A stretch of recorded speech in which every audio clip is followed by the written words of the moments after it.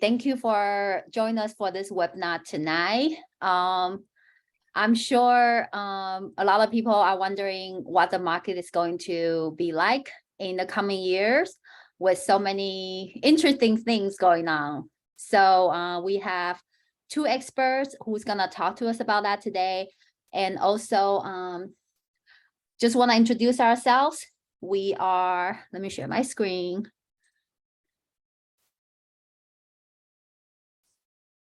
We are Crown Capital. We are a multifamily investment company, and we help you to invest in apartment buildings without the headaches of tenants, toilet, and termites, right? The 3 T's of landlords' worst nightmare. So to introduce our team, Tiffany is not able to join us tonight. She's got a background in cybersecurity and also is a real estate investor, multifamily investor, and she's also the founder of Crown Capital. And Noel, welcome. Introduce yourself, please.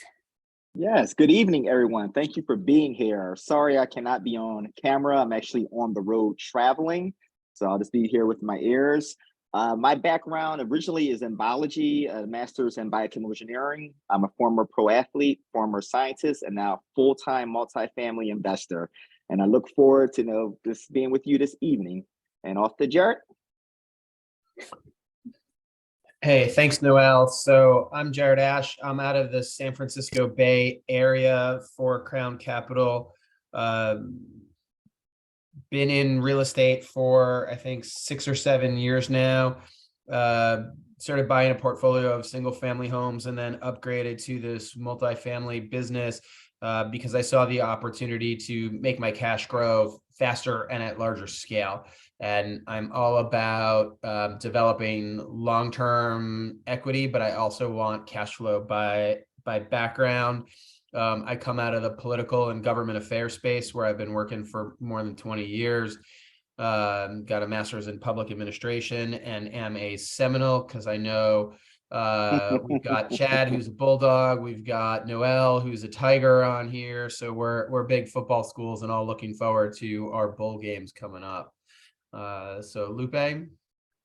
Hey everybody, Lupe Chow here. I am active duty military member serving the Navy right now and doing multifamily real estate investing on the side. Really love the real estate business. It has given me and my family a lot of opportunities to grow wealth outside our day job and just really open the doors for so many things. So I started in the single family space as well and scaled to multifamily. I really love the team aspect of multifamily, working with different people and working as a team. So I look forward to learning and growing with all of you. And Jared is going to introduce our speakers tonight.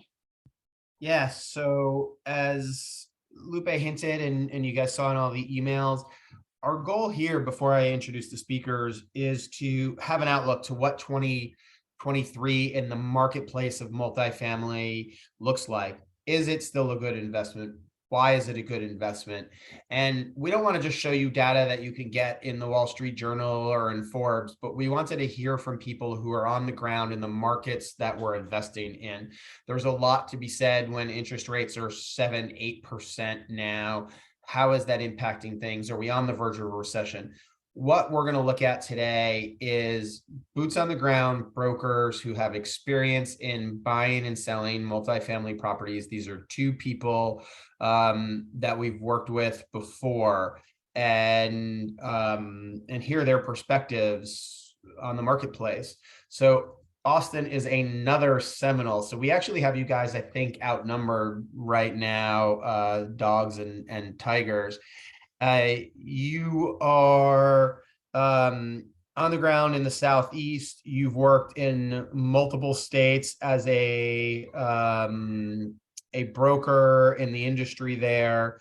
And I'm not going to read your bio. I'm just going to can we scroll through to Graham's bio? and I'm going to let, sorry, Chad's bio. And this is Chad. He is with Capstone Multifamily. He is out of the Atlanta area, has been a broker for 15, 20 years. He is a former track star. So I go with what stands out to me about people, where they went to school, what they did, what their hobbies are.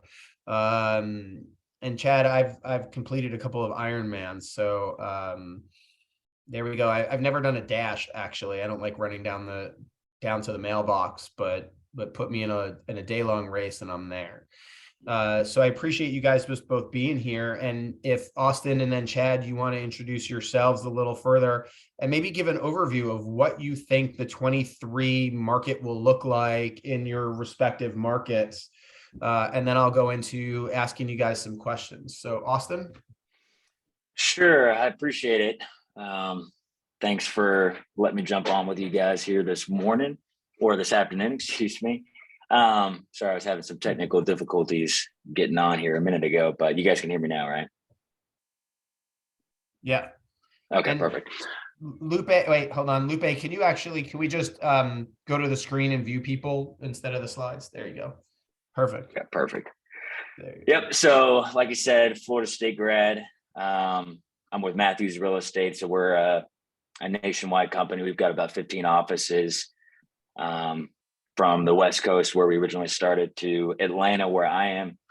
So I personally essentially oversee the Southeast for the company on the multifamily front. The company covers pretty much all asset classes, but myself specifically focused in the Southeast on the apartment front. So we have offices in South Florida, Tampa, Atlanta, Nashville, and continuing to grow from there. So, yep, I've had the pleasure of working with these guys in the past, and expect 2023. I know we'll get into a lot of the details for some of these specific questions that that you might have for us, but overall, to be brief, I expect transaction volume to be down, generally overall, largely due to interest rate increases. I know Q4 for compared to last year is probably a quarter of what it was in 2021. So the fundamentals are still really strong. There's still going to be a lot of people looking to buy apartments. It's there just might be a little bit of a lull or a slowing just due to basic bid-ask spread of what sellers are going to be looking for, what buyers are willing to pay, and that naturally creating a little bit of a gap, slowing things down. But we're going to be working hard, digging up lots of opportunities for you guys to buy. So appreciate bringing me on. Good evening, everybody. This is Chad DeFoor. I'm with Capstone out of Atlanta. I'm first off, kind of a brief intro on Capstone. We're the largest privately held multifamily brokerage shop in the country, 22 offices nationwide, based out of Charlotte. And our kind of my specialty is not only multifamily, but specifically workforce housing. So it's, stuff built last century, DC workforce housing. That's kind of what I've always worked on the last 20 some odd years.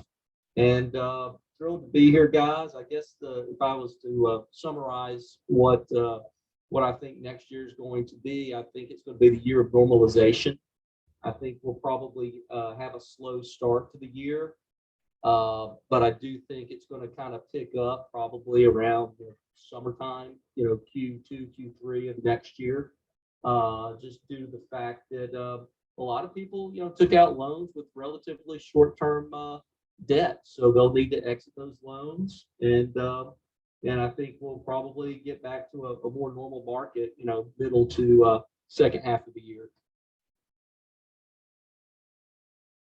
So that's a great thing that you talked about. A lot of people seem to have bridge loans with 2-year, 3-year holds, and we're hoping to flip properties, right? But with interest rates rising, they might have been thinking 4 or 5%. Sounds like, Chad, you think that'll create more volume Q2, Q3, right? Yeah, absolutely. Yeah, it's definitely a slowdown in deal volume now. Like Austin mentioned, there's a big buyer seller disconnect right now, and debt kind of needs to stabilize. And it's been great. We've seen debt come down. I mean, the 10-year was around 3.5 when I checked today. You know, it was up to what 4.4, pushing 4.5. You know, 4 weeks ago, 5 weeks ago. So it's definitely moving the right direction. And I think once we have a relatively long period of time with the 10-year trading in kind of a tighter range, that'll spur some activity. But you kind of look at the calendar, and COVID, of course, was a big event in everyone's lives, and that happened, March of 2020. The market was really frozen for the 3 or 4 months after COVID, and you finally saw some deals starting to close summer of 2020, through fall of 2020. Well, you kind of look at that and you're like, well, a lot of these guys have bridge loans. A lot of guys have a debt fund loans, with 24, 35-month kind of time frames. And you add, 35 months to basically summer of 2020, and that puts you to summer of 2023, which tells me if you need to exit, the first kind of batch of these loans are coming due by the summer of 2023, you probably need to start taking these out, early 2023 in order to time that out. So I think you'll probably start to see some activity start to pick up, and then you'll see the transactions actually hit beginning in the summer. That's great. Austin, anything else to add on that and the impact of interest rates? I mean, I think he's pretty spot on when he said, kind of the return to normalization, or however you might have put it. And basically the types of sellers that are going to be out there, there'll still be deals that are going to be happening, and the demand for it is still there. I think it's just going to be a shift of really what your seller profile is going to be like into next year. There's going to be a lot of loans, like he's talking about, where people are going to have some sort of capital event that happens, loan maturity, where they need to pay off that debt. And a lot of times, unless they're able to bring a lot more capital to the table because they didn't expect to refi at 300 basis points above where maybe they expected, then they're going to have some issues. So the last 18, 24 months, most of your buyer pool or your seller pool was people that were trying to capitalize on, an insane market and couldn't deny the pricing that they were getting and taking unsolicited offers at numbers that made no sense. Versus now, there's going to be a lot more pure motivations, probably spurring some of these sales. Kind of the good old fashioned, divorces, partnership disputes. Debt is going to be a big component of that for a lot of the folks that did not even necessarily used super risky bridge debt necessarily at the time. It's just hard to account for that level of interest rate growth in such a short amount of time to build that into a model. So I'm sure people will learn from it, but obviously normal. Yeah. So with that, Will, and for everybody else, we're having a discussion here. If you guys have specific questions that you want me to ask the brokers, please chime in. But I do have a list of questions I'm going to ask to keep this conversation flowing. You can put those questions in the chat or have a chance to ask them later. So in the last 3 years in particular, but over the last 10, you've seen exponential rise in the price of these buildings. And exponential rises in terms of rent. Two different questions, one on the purchasing price and then two on the rents. Rents have been escalating 10, 15% in 6-month intervals in the last 2 years. Do you see that happening? So first maybe tackle the rents and then tackle the purchasing prices. Sure, Jared, I'll jump in there on the rents to start out with. I definitely think that you'll continue to see rents rise, but you kind of have to define rents into two different buckets. The first are market rents, and on the top line, the market rents or the ask rents for new folks walking into an apartment complex. I think those will moderate. I mean, like you mentioned, you saw just ridiculous rental rate runs, 10, 12, 15% kind of market rate runs over the last, leading up to basically, early this year. It kind of it's tamped down a little bit recently, but let's just say, spring of this year when the world was on fire and everything, that we could sell. It wasn't bolted down. We could move. So I think that's going to normalize. Traditionally speaking, most people, prior to this run up, were underwriting, 3%, 4% rent growth. That was kind of a normal kind of estimate. And you estimated your expenses were going to grow, a point or two below that. So you kind of not get a nice arbitrage between rent growth and expense growth, and you create value that way. So I think that's going to continue. I think, or that's going to kind of be the new normal thing is the old normal, getting back to that. Now, on an effective rent basis with your people that are already there, I do think there's going to be continued rent growth for same store sales. The people that are there, they've been there a long time. The rents may be $100 below market, $200 below market. I do think you'll see loss to lease burn off, and that'll continue. So I do think, overall your collections are gonna push, but it's more loss to lease burn off than it is, pushing the top line of revenue to the extreme. I mean, you'll see a little bit of that, but it'll be more normal. Yeah, Right, I think. Go ahead. Sorry. No, go ahead. I was going to just ask you to chime in too. So go ahead.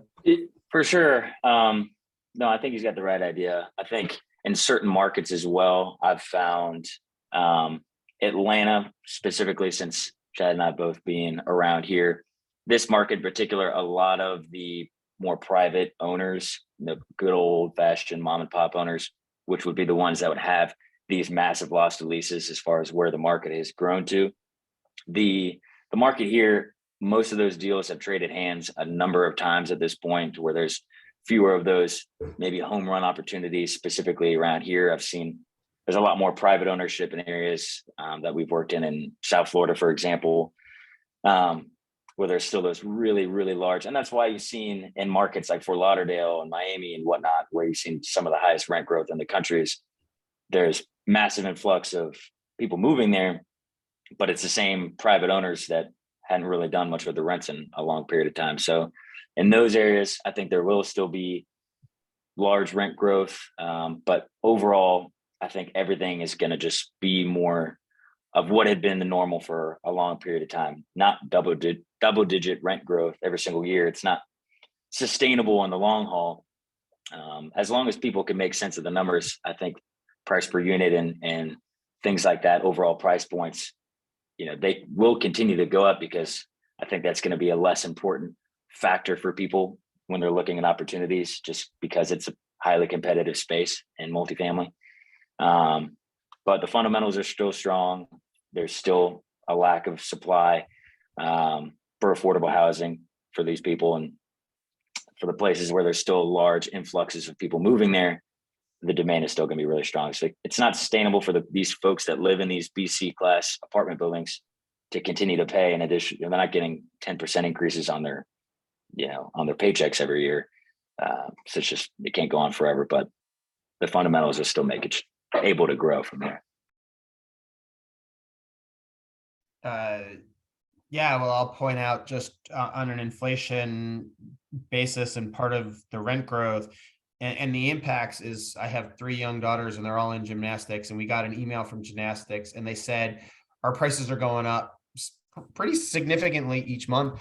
And they said in it, they said 3 employees that came to us and said our rent was up over the last year 10, 15, 18%. And they said we felt like we were obligated to help them cover that difference. And these are, nice people making moderate wages, but it just shows the impact of everything through the line.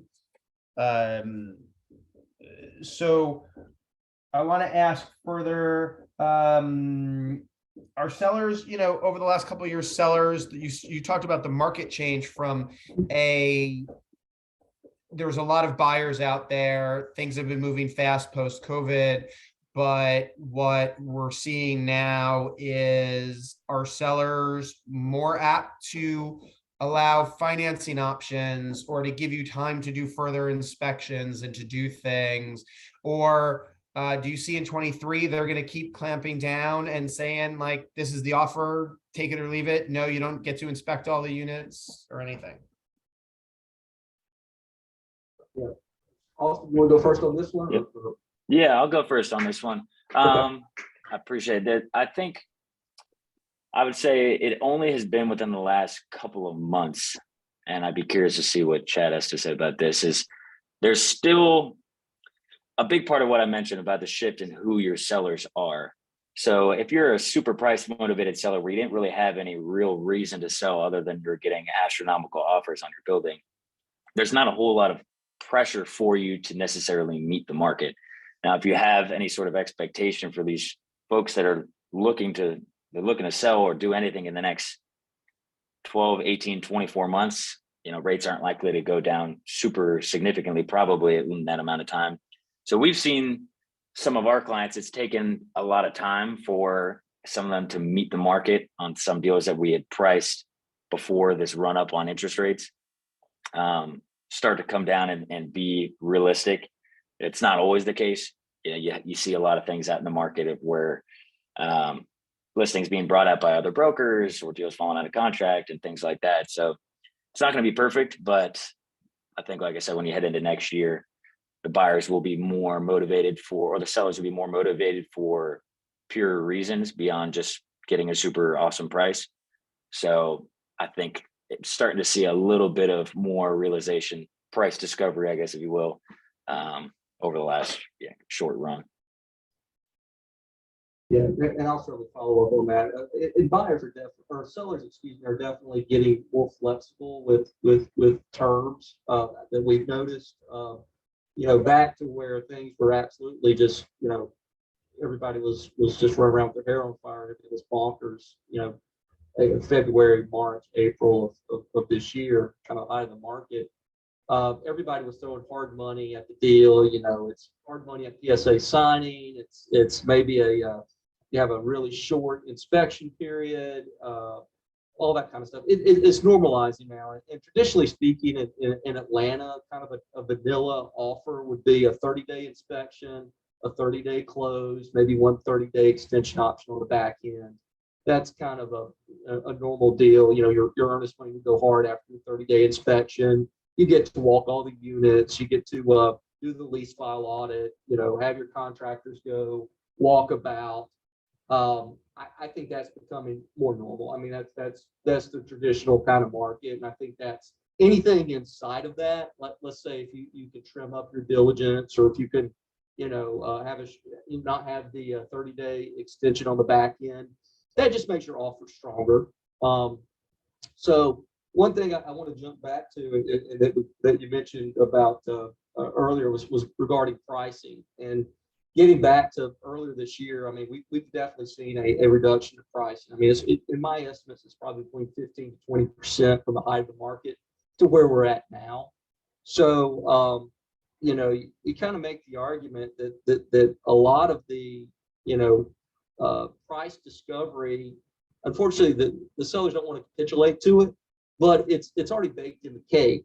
And getting back to maybe a stabilizing kind of interest rate environment that we hope to see here soon, I think that will ultimately, like I said, force more sellers to want to sell and get into the, take some chips off the table. So I just want to throw that out there, just what we've seen regarding pricing. Yeah, that's helpful. That's a helpful perspective, and that's why we're doing this, to understand that perspective. So it's been a while since we've had a meaningful recession in this country. Right now, unemployment still continues to be at record low.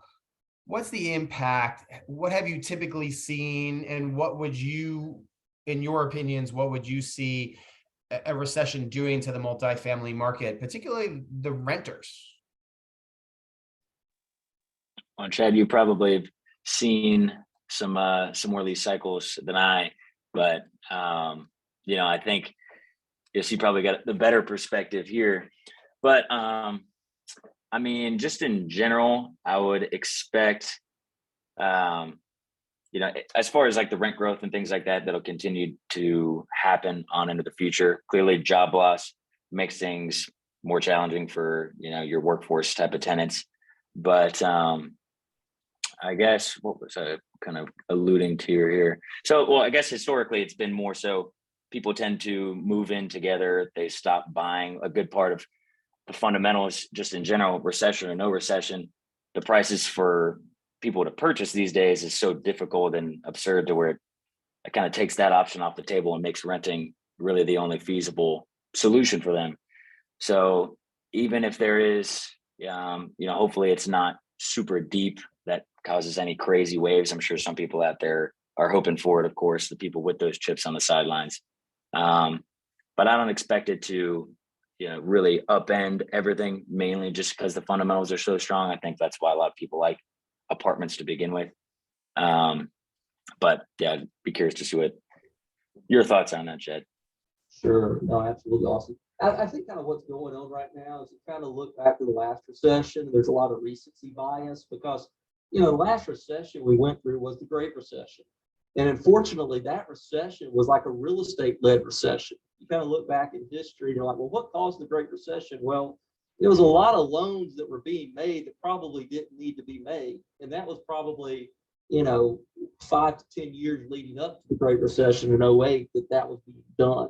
So this recession, in my opinion, I think it's more of a COVID-led recession because you kind of look back at it, you're like, well, yeah, inflation's high now. Well, why is inflation high? Well, the Fed dropped rates to the floor because of COVID to spur the economy. You had a ton of stimulus checks thrown at everybody and the brother. So that it was just a big upheaval that was caused by COVID.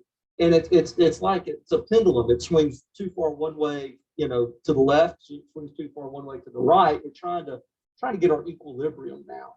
And so that being said, the recession, if we do go through one, which I think will be a mild recession, I think it'll be more in the lines of, recessions in the past, maybe like the dot-com kind of recession, not the Great Recession. When I was, starting in my career, I was actually with a special servicer called Trimont Real Estate Advisors. So I was kind of at the forefront seeing, tons of multifamily REO being given back. And I was a special servicer in charge of Lehman Brothers and Fannie Mae REO here in Atlanta. So I was a popular guy at the time. But I don't foresee anything like that moving forward this cycle, guys. I feel like it's going to be kind of a mild recession.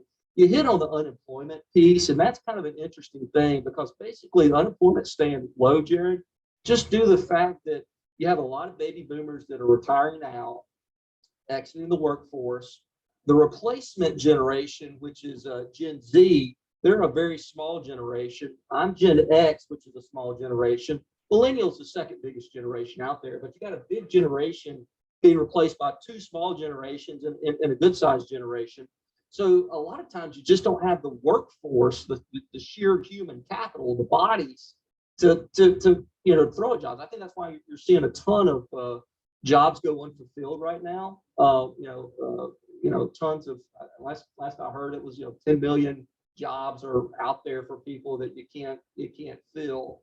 So I don't know if the unemployment rate's a good metric to kind of use to kind of fill if it needs to rise to a certain percentage, to tamp down inflation and to quell a recession. I think kind of what's going to kind of get us out of this, quite honestly, is just a normalizing market because, like I said, there was just so many things that have happened over the last 2.5 years that are just unprecedented, and it's just trying to get a little bit of time behind us just to kind of get our sea legs again because it's been kind of rough for everybody. There's plenty of unemployment around former Twitter employees, though. Ouch. As Elon Musk has had layoffs. So I want to open this up I have a ton of more questions, but I want to open this up to people. So feel free to take yourself off of mute. I'm going to go with Jesse's question. Where in the US are you guys seeing the highest rent growths in the year ahead? We've talked about rent growths being high and moderating. You guys are both and paying attention to hot markets, but where do you see a big jump happening? I guess I'm gonna jump in. I mean, the the biggest, craziest jumps, it's been pretty crazy in any of these major Southeast markets, in Atlanta, Nashville, Charlotte. Huntsville has been, come a really long ways from where it was before. But the Florida markets over the last 12 months, and I think will probably continue, all of these areas have really slowed down a little bit. It's not as crazy as it has been. But areas in Miami, Fort Lauderdale, Tampa, Orlando, markets that I'm not particularly involved in over more on the West Coast, like Phoenix, area, Salt Lake City, places like that have gotten a lot of buzz. Las Vegas, I've heard that those have kind of slowed down as well over there, but I think Florida is going to continue to be a big spur of really strong rent growth. There's still a ton of in-migration to Florida from all these more coastal cities, New York, California, and I think that's going to continue to be the case for, to a large extent. So I think Florida would be what I'd have to say. Yeah, I'll agree with that. Did everybody hear me okay? I just saw a comment that it was kind of hard with the volume. I turned my volume up, so hopefully that helps a little bit. You guys hear me okay? Okay. Well, I agree. Florida's certainly going to be a growth market as well, for sure. I do like Atlanta a lot. I mean, I'm a little bit of a homer when it comes to that, but I think the logistics jobs we're picking up, the distribution jobs. There was just an announcement last week about a new Hyundai battery plant that's being built in Cartersville, Georgia, which is a suburb of Atlanta, and that's bringing 3,500 new jobs in. I think, kind of looking at COVID, what it's taught us is that our supply chains were a little too far flung. I think we're going to see a ton of reshoring, not only of American companies reshoring to America, but I think you're going to see a lot of international companies, German companies, Korean companies, English, French. Well, ultimately, you need to be near labor, and ultimately, you want to be near the end consumer. And that's where we're at in America. So I like Atlanta to pick up a lot of distribution, transportation, warehouse jobs. I mean, UPS is based here for a reason. They're pretty good at logistics, last I checked. Another market I like a lot is Charlotte. I think with rates kind of going up, Charlotte's a major banking town. So I do feel like you'll probably see a nice uptick in pricing in and around Charlotte. Texas is always a hot market. And I think with reshoring of jobs here, I think you'll also see some lower tier jobs go south of the border. Maybe it goes from China, to North America. And if it's lower skilled jobs, I think Mexico is going to pick up a ton of those type of jobs. And you'll have a natural pull between American cities north of the border and the manufacturing done south of the border. So San Antonio, El Paso, San Diego, Tucson, Arizona, those will be kind of gateway markets south of the border. North of the border, you got Seattle and you got actually Detroit, which is right on the Canadian border. I think those international kind of points of entry could definitely see big shots in the arm. So it's kind of my crystal ball, but those are the markets I would definitely want to focus on. So, and it just came up as a follow-up question to that. Both of you just named some cities in Florida along both borders, particularly still hot on Atlanta. And Ash asked this question, the top 10 and the worst 10 markets. So maybe start, since you guys just talked about a lot of hot markets, if you have anything else to add about that, but maybe hit on the markets that we shouldn't be paying, we should avoid, right?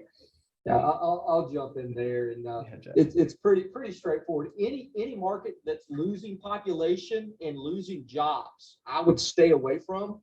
A couple come to mind. Not to throw my friends in Cleveland, Ohio under the bus, but Cleveland.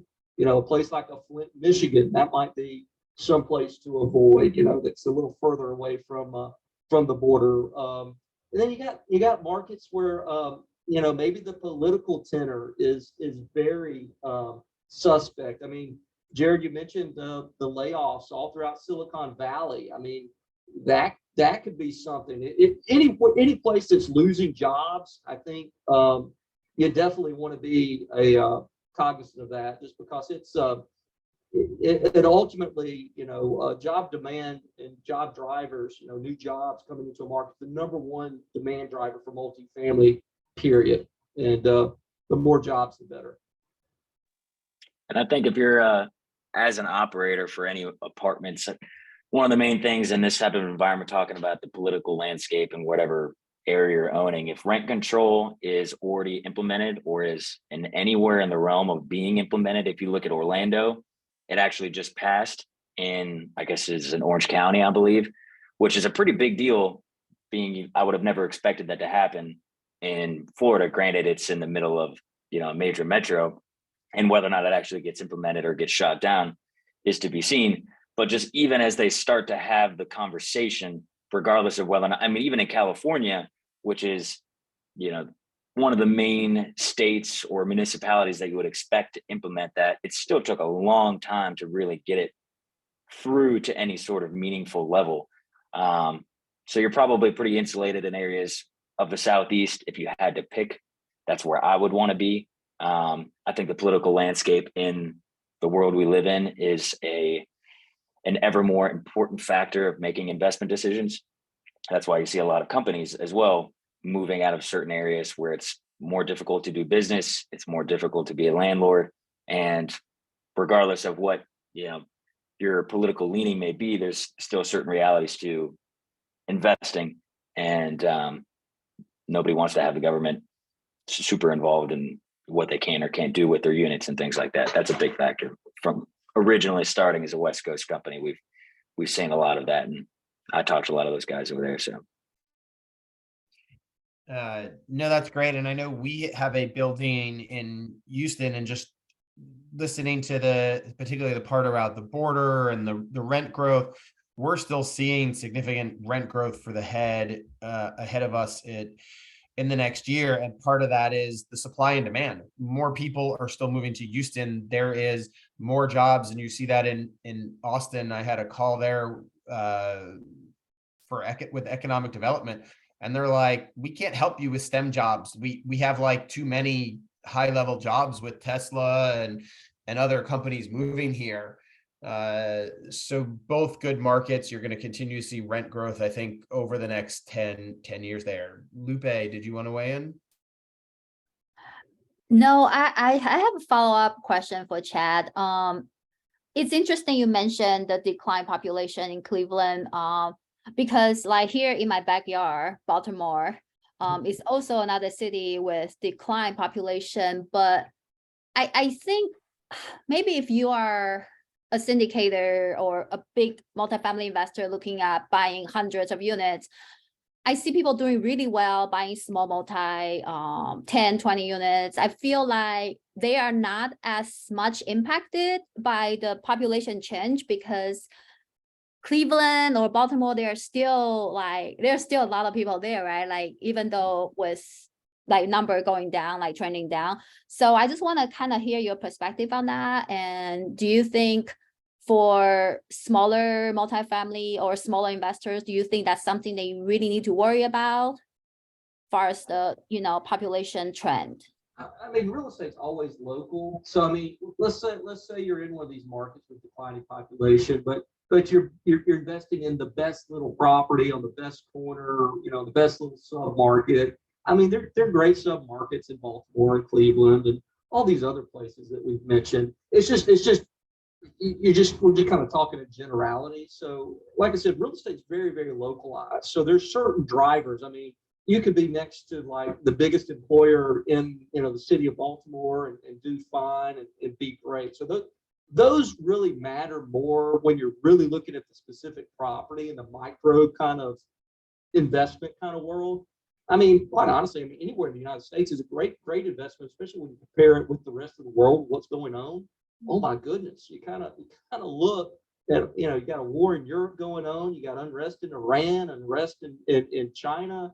I mean, you got all kinds of weird stuff going on all around the world, all at the same time. I don't know if it's a hangover from COVID or what it is, but you know, anywhere in the United States is good. And like I said, it really becomes more of a micro kind of look. As a general market, though, I want to be in the growth markets. I want to be, you know, it's kind of like you're just playing the odds. You know, you're playing a bigger, you're looking at a bigger piece of the pie when you're looking at markets that are picking up population, picking up jobs. Those are, you know, when you're kind of, you know, looking around, those would be the top markets I would put in the orders to look at. And then you're saying, okay, well, I'm in XYZ city. I know this like the back of my hand. I know this one's a really good little property. That would be what I would kind of zero in on. The macro is more kind of a general kind of you know, throw it out there, you know, for discussion purposes. But you know, real estate is all local. So, and you know, boots on the ground matter. So if you have, you know, knowledge about a certain submarket, you know, that the average person doesn't know, you could do great. I don't want to discount that at all. Yeah, I think so, because I think sometimes people really get discouraged looking at, oh, the population is like down for 3%, but it's still like millions of people in the town. Right. Sure, and everybody needs a place to live. That's the beautiful thing about multifamily.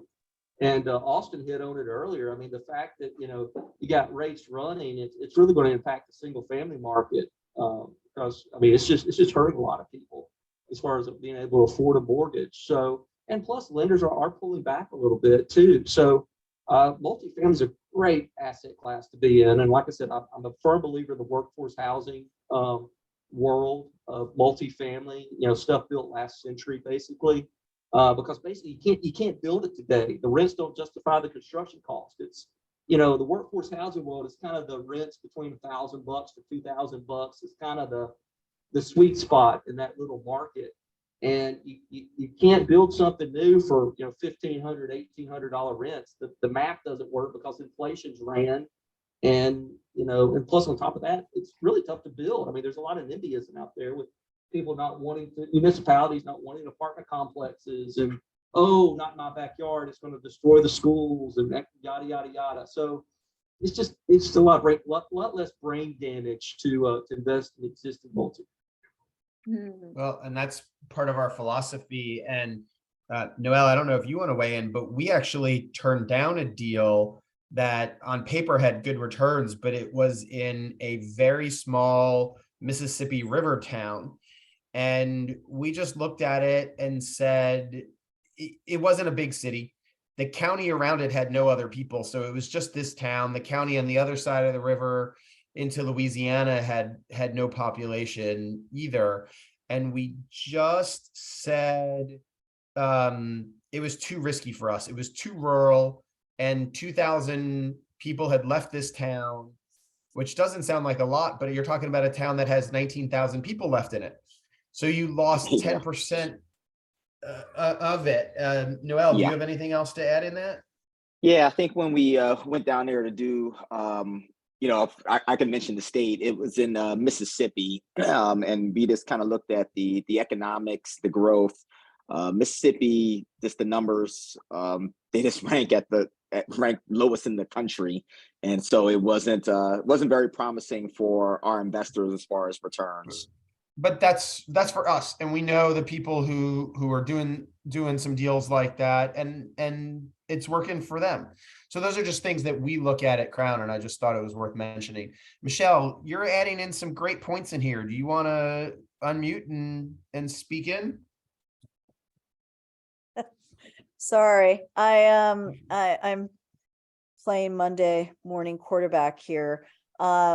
Thank you so much for organizing this, and thank you, Chad and Austin, for pitching in and contributing to the economic trends and factors.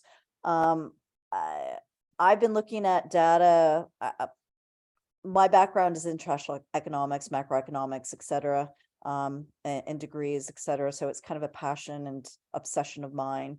I've been in the multifamily business for the last 5 or so years and have, I guess, assets in 7 different states, including California, Ohio, let's see, Mississippi as well, since you mentioned Mississippi, um, Texas, Louisville, etc. I've had the pleasure of meeting many of you that are on this forum right now, and I definitely track the pulse, or I look at the pulse in terms of macroeconomic conditions and how it impacts CRE.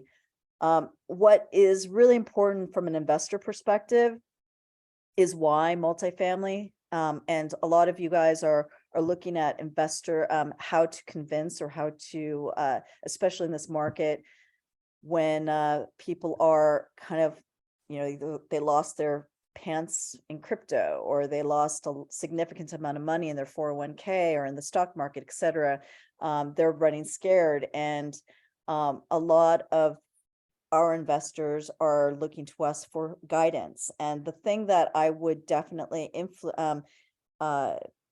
emphasize is that historically, year upon year, recession upon recession, multifamily has been the strongest performer across the board. And let me give you guys some reasons why. One, it's provided a great deal. It's considered a safe harbor, especially when you're comparing it to the crypto or the stock market, which is highly volatile. There's also the issues of the tax benefits. And I think all of you would agree and nod your heads that the ability to save significant amount of money in terms of the tax savings, whether we're talking about the cost bonus, cost segregation, depreciation, etc., that is changing as of January 1st, 2023, but still is significant. Or we're talking about the Inflation Reduction Act that's just happened, which will positively impact those who are looking at energy saving improvements on their assets. So we're looking at 45L or 129D, I think, or no, 179D.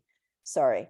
And if you guys aren't familiar with that, then I would highly encourage you guys to look into those two tax programs. So we've got the tax, element, we've got the safe harbor element in terms of growth historically, and I'm even comparing multifamilies and how it does compared to things like warehouses or retail or things of that nature, specifically multifamily. And then of course you've got the asset itself and how well it performs. So I know that Lupe and the Crown team is familiar with the different deals that I've been involved in, and we definitely look at conservative forecasting, and we look at deals that can outperform the market and provide significant amount of returns north of let's just say 18% returns historically. So we're providing that kind of triple win here. And that's something that you should be reaching out to your particular partners and encouraging them to look at when they look at safe harbors for their investments and to grow legacy wealth. And I should point out, Michelle is a general partner of ours in both our Lubbock and our Louisville deals, and she's an economist by trade. And she is very good at looking very specifically into markets and submarkets to make sure that she sees that potential to address those issues. So we are grateful to have her weigh in, and as she dives into those trends in ways that I know I can never dig into. So we've got 7 minutes left, and I like to end on time. Does anybody else want to ask a question or weigh into the conversation? So thank you, Michelle.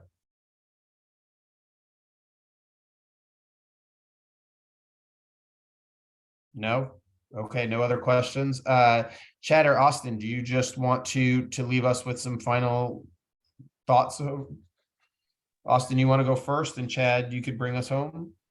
Sure. Yeah. And just in general, I think to just bring it all full circle, ultimately, I think you're right. Multifamily fundamentals have always been, I think multifamily has been kind of that darling asset class for a long time. The fundamentals are pretty hard to beat. You know, I like self-storage as well for a similar thing. People always need a place to store their, their junk. People always need a roof over their head, and industrial and whatnot. There's good fundamentals to that, but you can't beat that baseline primal. You need a roof over your head, and I think that's going to continue to be attractive. And you can make money, and you can make smart investments in just about anywhere. I've seen a lot of people make a lot of money carving out a little niche in a certain market, or particular demographics or a particular business model, and really perfected whatever it is that they may be focusing on. So rather than being, a mile wide and an inch deep, the exact opposite, and becoming a master in particular, whether it's smaller. I know people that'll make a lot of money doing smaller deals because they've found good ways of making the way they handle those types of operations very efficient. And a lot of times you have a lot less competition if you go for the market that might not have the greatest sex appeal, the Atlantas, the Charlottes, the, Miami, things like that, where you're going to have a lot of competition going into those areas. So I think there's a lot of opportunities in these markets that you're even mentioning, in areas like Mississippi, Kentucky, places that might not be on the top of everybody's list when I think of where do I want to put my money. But we do a lot ourselves in those submarkets. I think there's massive opportunities there to get higher returns, lower basis deals with a lot less competition. So I think Crown's well positioned to do that same type of investing and deals that we've talked about and worked on. So yeah, I guess that's where I'll leave it. Chad? Yeah, I'll jump in. I mean, I echo kind of what Austin's saying. It's going to be a big fish in a small pond. If you can find a certain city or like I'm from a small town in Northwest Georgia called Dalton, Georgia. It's the carbon capital. It's a lot of manufacturing, a lot of job growth. You get into a market like that's really pushing jobs and pushing population as far as a percentage. I mean, you're never going to pick up tens of thousands of people, but enough to move the needle. Maybe pick up a small percentage of the population each year, and nothing new's being built, and it winds up being a good little niche market to invest in. But I think kind of looking at the market right now, we're just kind of going through a little bit of a rough patch as far as the rates running, pricing kind of pulling back a little bit. But I'm confident in the fact that 5 years from now, multifamily will be worth more than it is today. Rents will be higher. The fundamentals are just way too strong, especially in the workforce housing space. That's, again, I think that the best avenue and best type of multifamily product to look into is the value add market rate workforce housing space. The fundamentals are just so strong. I mean, every investor I'm talking to, they may be dealing with a little bit of bad debt now. They've got to have a little bit of, folks that maybe need to go that are playing the COVID card way too long.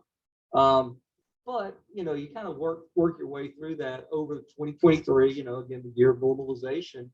And, you look back in time and you're like, man, the occupancies are super high. The collections are trending the right way. Things are it's a great space to be, especially when compared with the rest of the food groups out there that we mentioned. I mean, retail, office, industrial is a good spot, but it's kind of a little bit of a niche, and a lot of end users in industrial, and those things don't trade as often. The beautiful thing about apartment complexes is they trade fairly regularly. In a market like Atlanta, it's a trader's market.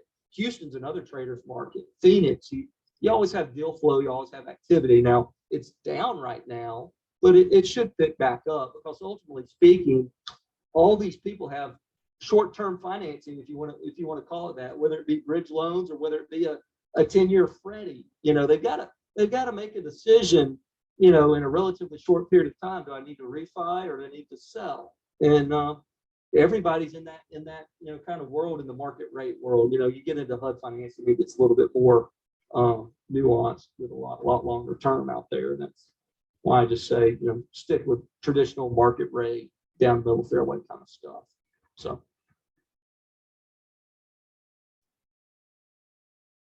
Hey, Chad and Austin, thank you so much for spending your evening with us today. We really appreciate your sharing the experience and your expertise. So speaking of multifamily benefits and why we invest in multifamily, and on the deals, Michelle just talked about the apartment in Lubbock and Louisville. We actually closed a few weeks ago. We have a little bit left to go on the raise. And this is gonna be the 2022 closing, give you 100% bonus depreciation and the 20% internal rate of return, which just went up because we originally underwrote it for 18%. And after closing, after visiting the property, things are even better than we expected in terms of value add and the rent growth. So the return is now 20%. If you are interested in making this investment before end of the year, please reach out to one of us. Jared is putting his contact in the chat, and we'll be happy to share the information with you and talk to you about it. So, and when somebody asks what is conservative underwriting, that is a deal that is beating expectations in the returns for investors. So that's a simply put thing. Great news, Lupe and Michelle. Thank you everybody for coming, and we'll see you next month. All right, sounds good. I appreciate the time, guys. Everybody have a good night. Bye. Great, thanks.